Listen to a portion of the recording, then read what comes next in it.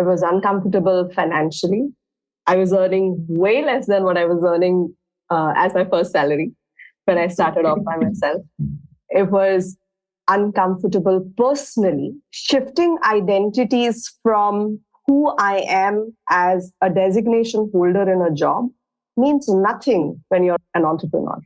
I jokingly call it from Pune to proprietor. You pretty much do everything. So when you're moving from a job into an entrepreneurial venture, sign up for discomfort and sign up for the awesomeness that it will unlock for you. I will be fulfilled if I can walk back home at 5 o'clock. I will be fulfilled if I'm able to read a book every week. Some of these are borrowed notions of what satisfaction looked like either for our previous generation or what people around us are chasing, which are also borrowed ideas, by the way. Welcome to another episode of Let's Talk Clarity podcast. And this is one of the best episodes which I have recorded with someone. Yes, I recommend everyone to listen to this episode, take notes, and implement the ideas in this episode. This episode is for someone who wants to transform their career and still wants to service the community. Today, we are having a special guest who is famous for her activity-based trainings. Yes, she is Bharte Dekate. She is a coach, speaker, master trainer, values and culture consultant. She is the founder of VR Ideas and WorldReady. VR Ideas works on organization development in more than 15 countries.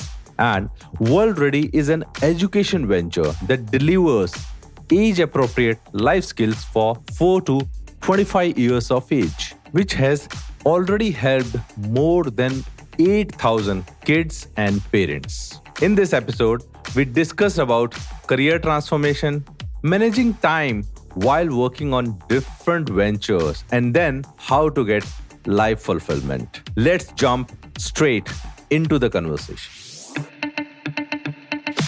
Hello everyone, this is Rakesh, your coach, author, speaker, and career transformation expert. Welcome to my podcast, Let's Talk Clarity. Let's Talk Clarity, in which we discuss about career transformation, productivity, and life fulfillment. Let's start the episode and talk clarity. Hello everyone, welcome to Let's Talk Clarity podcast.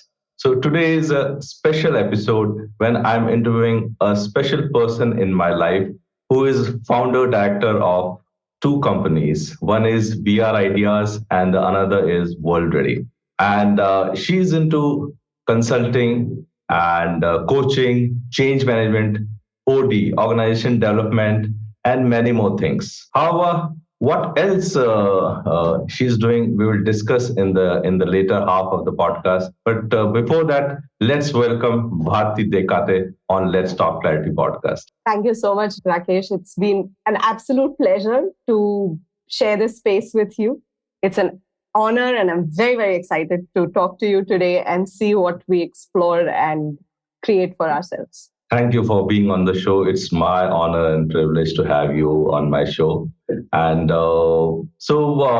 this podcast is about career transformation, productivity, and life fulfillment. So I can see from your LinkedIn profile that you have changed a lot of careers. Means you are doing a job and then converting that into a business and then starting an own non-profit venture. So what is driving you in this whole journey? That's a very interesting question, Rakesh.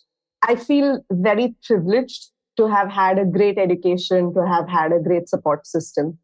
And I'm also a proud Indian. What drives me is A, to achieve my full potential. Second, to make the country proud. And third, to use my skills in whatever way I can to make this ecosystem, the place that I inhabit, a better place. Wow, that's great. So you have summarized that. But before this, let me ask you one other question: how to achieve a true potential? Interesting question again. I believe to achieve full potential, first you need to know your potential. Okay. It starts from a space of self-awareness. And once you know what you're good at and what your strengths are, then focusing on using those strengths for whatever goal you have set for yourself or whatever service you want to be in. For me, it's very important to be in the service of society. And I use my strengths to improve the world, make it a better place. Whatever be your goal, use your strengths towards that. Oh wow, wow, that's amazing. I could see that everyone is having a lot of potential, and before achieving that potential, we should know which potential we are having. That's true. Rakesh, I realize that our ecosystem is constantly telling us what we are good at, if we are listening. Your ecosystem is constantly acknowledging the author in you, the speaker in you, an advisor in you. When you notice that people come to you for advice, or when they ask you a certain kind of things, whatever is happening repeatedly to you is giving you a message of what you're meant to do more often than not. And if you're tuned into that possibility, it's easier to recognize not just our potential, but also tune out the noise and focus on perhaps what you're meant to do. That's great. So I remember Steven Spielberg's famous quote that listen to the whispers. The universe already know what you meant to do. So Agreed completely. yeah. Means he told in one of his talk that listen to those whispers, and it is still echoing in my mind. So let's take it forward this discussion, and let me ask you that 14 years back you changed your job from a job to entrepreneur journey. I think in today's time, 5 7 years back, it is pretty easy to transform these careers, but back then it must be difficult to switch careers like this. And how was this transformation happened, and what was the trigger point? I was listening to the whispers. When I was in a job, two things became very clear to me. The corporate canvas, the jobs that I was playing were seeming pretty limited to me. And I would constantly find opportunities to do more.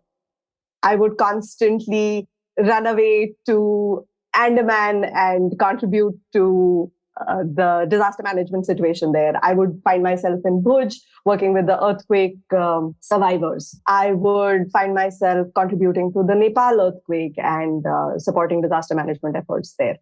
I would find myself teaching people in the underprivileged group. I would also hear people telling me, Bharti, you should do consulting.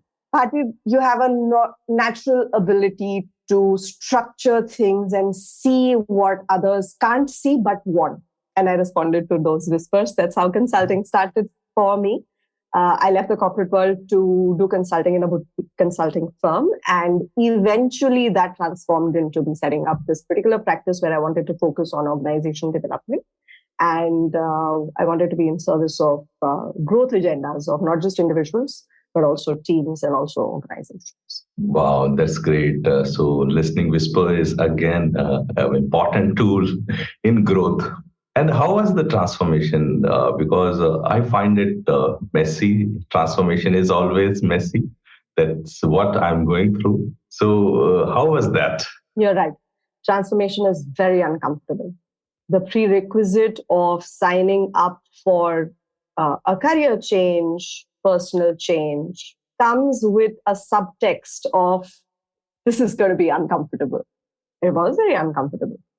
It was uncomfortable financially. I was earning way less than what I was earning as my first salary when I started off by myself. It was uncomfortable personally. Shifting identities from who I am as a designation holder in a job means nothing when you're an entrepreneur. I jokingly call it from tune to proprietor. You pretty much do everything. Yes. When you're your own boss and you're your own employee, you can see the best and the worst of the work environment. So financial discomfort, personal discomfort, work-related discomfort. When I transitioned from a job into starting my own venture, business model, what you want to do, all of that aside, what is it really that you're good at? What is it that people are willing to place their bets on so that you can deliver and deliver really well? What change are you bringing into the world? All of those are tough answers to find. Worthy answers, but tough ones. Tough ones. So a lot of discomfort. I was blessed to have lots of support in social connections, support by way of family. My family is more ambitious for me than I am for myself, which is always very helpful. Great. That was great. And it also meant that I had to constantly upgrade myself. I had to constantly meet myself to see where I'm lacking, what I do not have as skills, and constantly plug gaps. For example, I had learned to be a professional. I had not learned how to run a business. So a very, very keen lens on self to grow into what you need to do and what you must do is also a part of the discomfort. So when you're moving from a job into an entrepreneurial venture, sign up for discomfort and sign up for the awesomeness that it will unlock for you. Wow, that's great. So discomfort and awesomeness, sign up both of them. Yeah, great. So let's discuss about how you manage your job, then entrepreneurship, and then family. So how you are managing the time and focus means everyone needs time. Every relationship needs time, and even friends need your time, and it needed also. So how you are managing time in this whole scenario? Rakesh, I think time is a great leveler. Everybody has 24 hours. Great. Yeah. How you manage those 24 hours is a function of clarity on what you want to do. If you operate with clarity of what are your non-negotiables, for me, growing myself, focusing on my family, particularly my son, because nobody else can do that. Being available to him, being alive to his needs, growing myself and my business, upping my skills so that whatever I do is absolutely best in class. Some of these are my priorities, and rest everything is delegatable. Rest everything I practice guilt-free, shameless delegation. It is a matter of choice, Rakesh. Very, very intentional choice on what you need, what you want to do in those 24 hours. And for me, balance does not just come from the work that I do. For me, balance comes from spending ample amounts of family time, lots of leisure. I travel quite a bit. I take at least 7 holidays in a year. Great. Reading, enhancing my repertoire of skills and concepts, going out in the discomfort zone to see what life looks beyond my safe, nestled bubble that I've created for myself. For me, all of this is important. And finding time for all of this comes from very clearly knowing what your non-negotiables are. So from here, I could see that if the purpose is clear, so everything else can be charted out and planned well. So how to find the purpose in life? This is a very tricky question. I have heard arguments, responses to this that range from purpose is a myth and an overrated construct to purpose is transient. And a moving, dynamic.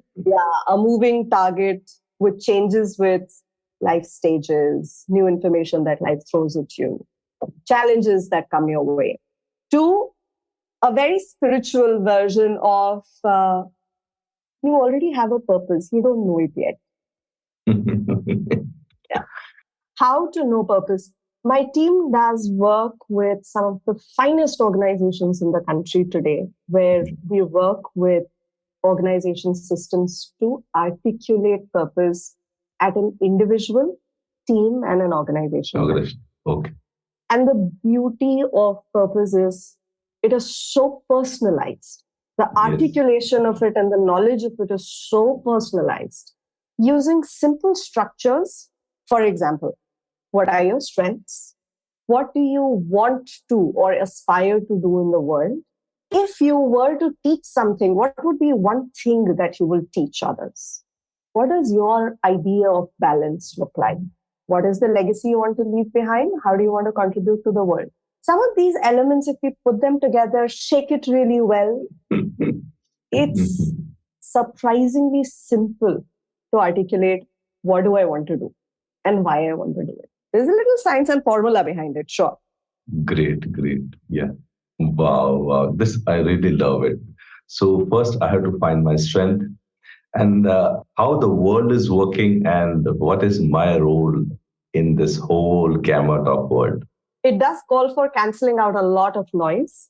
Once you do that, whether you subscribe to the version of purpose doesn't exist or it's transient or life already has a purpose carved out for you, you'll find some articulation. And it's a worthy articulation to live by for however long it serves you. So, from this, I became more curious. So, this answer that how to reduce the noise. Listening. You have a wonderful network of coaches who are experts at listening, and so are you.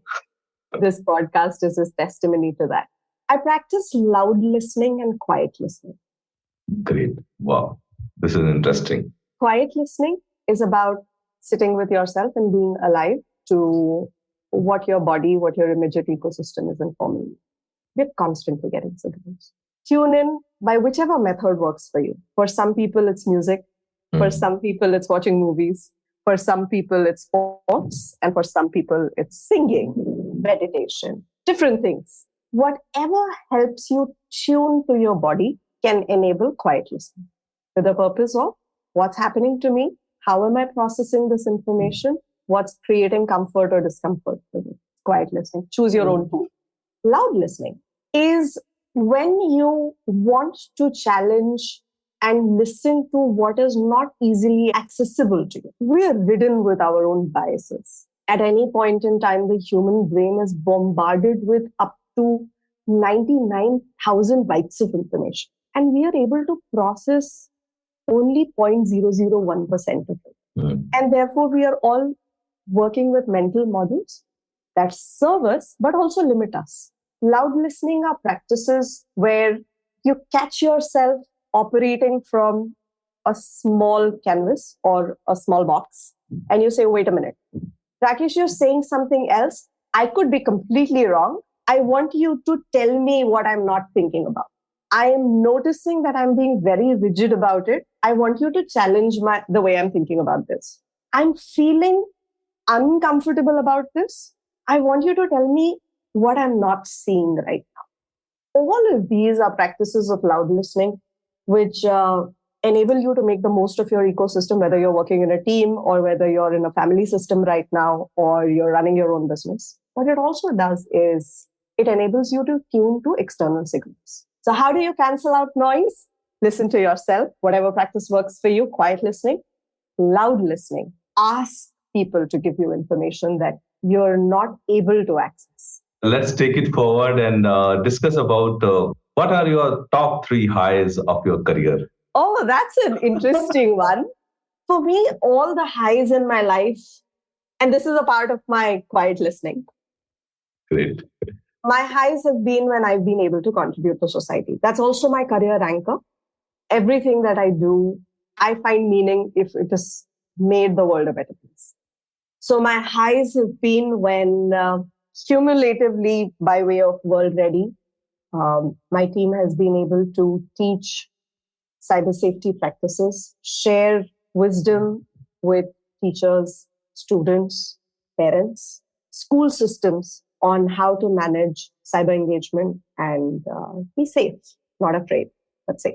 My other high was in 2004, way back, after the tsunami had hit Bharte Dekate, there was significant amount of destruction that happened in the Andamans and southern part of India. I was there on the field, and I had a little role to play in raising $1 million and also deploying those monies towards Sri Lanka, Chennai. But what I really loved was working with one of the urban development charities to rebuild the Hut Bay Island. It's a small island which was completely destroyed.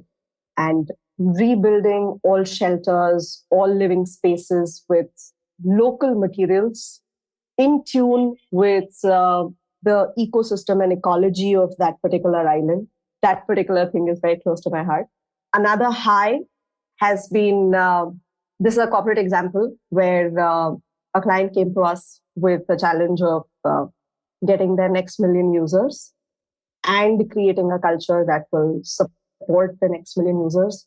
They had a time frame of about 12 months in mind. We were able to make it happen in 6 months' time, and it went on to become a significant case study, which is talked about in the founder owner circles. Seeing my son being the person that he is, every time he has an achievement, every time he writes a script that gets produced, he creates a roller coaster that he's proud of, or he's creating a film that gets screened on the national stage. Whenever I see any of these little achievements, it makes me look up and count my blessings. All of these are my highs. Great, great. So there are a lot of things which are highs, which depends on giving back to society service. So what is this WorldReady and how it works? Means I was not able to understand by your profile. So what is WorldReady? It has piqued your interest. WorldReady, I started this with the idea of responding to body safety and cyber safety challenges that children, parents, and also school systems were grappling with. It's been a while since I started it, about 10 years back. And all of this work was in response to how I was teaching my son. My son, when he started going to school, I realized that there was significant exposure. And he is very safety security conscious. And he started asking me questions on how can he be safe. And that very quickly translated into body safety, working with body abuse, creating awareness in parents, dealing with the trepidation of leaving your child knowing fully well that the vulnerable age of 5 to 12, where most abuse happens. With male children, it's underreported. With female kids, it's a significant matter of concern given the society that we now live in. Dealing with that trepidation, dealing with the school's lens of how do we make sure each child is safe, working with all of that information. And then very quickly we transitioned into cyber safety because most kids in the social circle that I live in wouldn't eat without a device in front of them. And with that sort of an introduction, it is only natural that kids transition into iPads, tablets, mobile phones, mobile devices. And that little exposure from mealtime extends into all instances when the family is in a party and the child is waiting, has nothing else to do, or you're in the doctor's chamber. Or it's almost like cyber exposure very quickly became a part of everyday life. And it left us with questions of, we don't know how to handle it. We don't know how to say no. When there is a sleaze page on teachers, as a school system, I don't know what my response protocol is. Who do I go to? How do I take it down? Who do I even talk to? Parents coming in and saying, there's been a sexting episode. How do I deal with it? There's been cyberbullying in school. The child is being ostracized and there's repeat abuse incidents at a social level. There is hacking issue in the school LAN. And all of this from a space of fear held enough opportunity for not just the teachers, school systems, parents, and also students to approach it with understanding, awareness, and knowing that it can be managed and dealt with rather than say fear. Yeah, because fear has shadows. So WorldReady very organically grew into providing awareness modules to parents, teachers, and students of different age group. We had partnerships with organizations across the world who were already creating this content. They were more than happy for us to learn it, for us to then take it to all of these schools in India. As of last year, we had touched some 18,000 individuals through this work. It peaked during COVID time, and we continue to have school clients, parent clients who come to us and want to learn and do more. I feel very blessed that I get to contribute to this body of work and bring awareness to a significant bunch of population. Yeah, got your point. Means the cyber, this it is new to this world, and these challenges are quite new.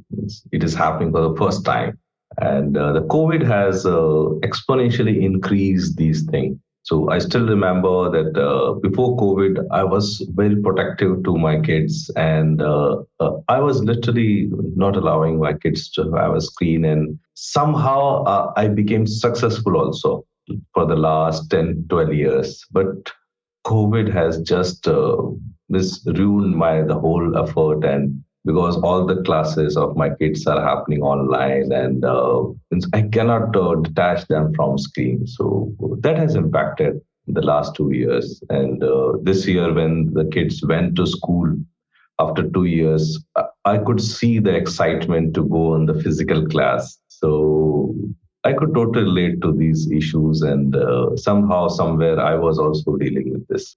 Yeah. So, how one can approach to you for World Ready, or what is the best way to connect and how to start it?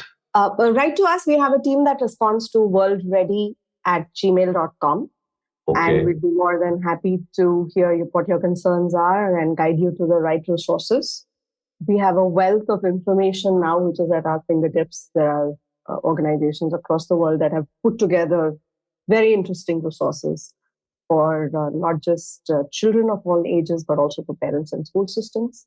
Happy to connect anybody to those resources. Oh, thank you for sharing that. Worldready@gmail.com. Great, great. So from here, I was just started to become more curious, because you are already having a company of VR ideas, and then this World Ready has started. So what prompted you? You have already discussed, but let us discuss about how to get the fulfillment while doing a job, because we are building business, we are making, we are serving to the company people through World Ready, but in a job it is very difficult to find fulfillment. I would challenge that. It's a myth. It's important to know what fulfillment means for you. I have heard a variety of responses which guard me against making assumptions of what fulfillment is. For somebody, fulfillment could look like writing a book. For somebody, it could mean having the time to meditate in the woods. For somebody, it means being able to spend quality time with family. And for somebody else, it might mean having 2 hours of quiet time every day. Taking some time out, either with your mentor or with your coach, to identify what are your parameters of fulfillment and what does fulfillment look like, is a very important first step. Once you know what fulfillment looks like, and if you have the benefit of a coach or a mentor who can question that idea, because we have often borrowed ideas of fulfillment. And it Borrowed ideas. Yeah. It might look like, I will be fulfilled if I earn X crores in a year. I will be fulfilled if I'm able to take my family on holiday 2 times a year. I will be fulfilled if I can walk back home at 5 o'clock. I will be fulfilled if I'm able to read a book every week. Some of these are borrowed notions of what satisfaction looked like, either for our previous generation or what people around us are chasing, which are also borrowed ideas, by the way. And it takes allowance to make those mistakes and figure for yourself whether traveling is for me, whether walking back home at 5 o'clock is for me, or fulfillment for me means being able to watch birds in city every Sunday morning. Finding out what fulfillment means to you then opens up very clear space to act on how to find fulfillment. Chasing a notion of fulfillment that is a borrowed idea or a fluffy cloud above your head makes it very difficult for you to be fulfilled. Wow, that was amazing and deep insight about borrowed ideas of fulfillment. It was amazing to hear that, and I was just blown away by this idea of borrowed idea of fulfillment.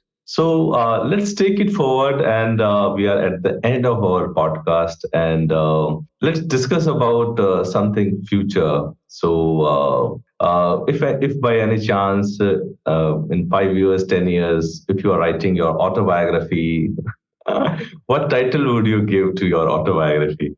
Hmm. That's a very interesting question. It makes me think about what my life has been about all through. My autobiography would be about it would be about finding wings, Finding or, Wings, or it would be about flying. It would say something like that. Taking flight, Taking Flight. yeah, Great. something like that. Wow, that's amazing. So we have reached to the last question, and this is one of my favorite questions. So I believe right from the childhood that miracle do happen. So sitting here along with you on a Zoom call is a miracle for me. It does sound very, very miraculous the way we met at an event, and it is beautifully unfolded into something that will be heard and be consumed by so many other So people. many, yes. So my question is that in the next 1 year, what can happen to your life that you will feel that miracle do happen? Miracles do happen. I believe in miracles. I would think if miracle was to happen to me, it should be of a kind where I could be in service of not hundreds, but thousands of people. And that would be a miracle. It would be an opportunity that I live for. That's amazing. That's amazing. And for that miracle to happen, all the best from my side and Let's Talk Clarity podcast. So, Bharti, it's been amazing conversation in the last half an hour, and I learned a ton from you from this conversation. So, thank you so much for coming to the show, and sharing your life, your journey so authentically and genuine with so much genuinity. Thank you so much. It's been an absolute pleasure. I love the questions and I love what we created in spontaneity on this recording. Looking forward to more wisdom and clarity from you, and all the very best, Rakesh, to you and to all the listeners who are tuning in. Thank you very much. So, what is the best way to connect to you if someone want to connect from my audience? Write to me at bharti.dekate@gmail.com, or reach out to me on LinkedIn. I'll be more than happy to respond to you. Great, guys. So please note that bharti.dekate@gmail.com, and ping her on LinkedIn. And she's quite responsive in that. I can vouch for that. So thank you, Bharti. Thank you, Rakesh. It's been a pleasure.